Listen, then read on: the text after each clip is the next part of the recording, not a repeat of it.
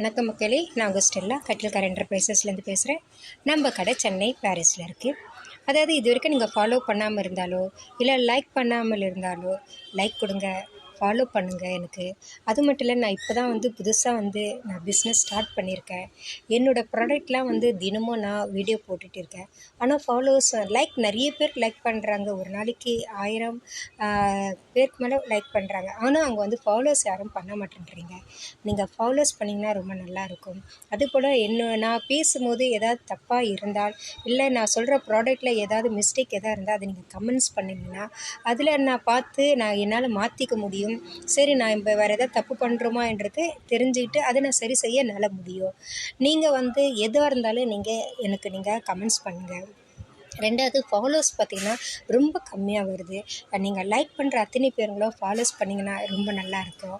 இது மக்கள் நிறைய பேர் பார்த்துட்டு என்னோடய ப்ராடக்ட்லேருந்து எனக்கு ஆர்டர் வரணுன்றதுக்காக நான் நிறைய பேருக்கு நான் தினமும் என்னோடய ப்ராடக்ட்லாம் நான் காட்டிட்டு சொல்லிகிட்டு இருக்கேன்.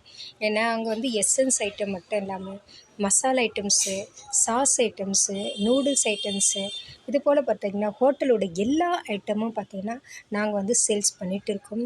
எல்லா ஹோட்டலுங்க எனக்கு நிறைய ரிப்பீட் ஆர்டர் வந்துகிட்டே இருக்குது.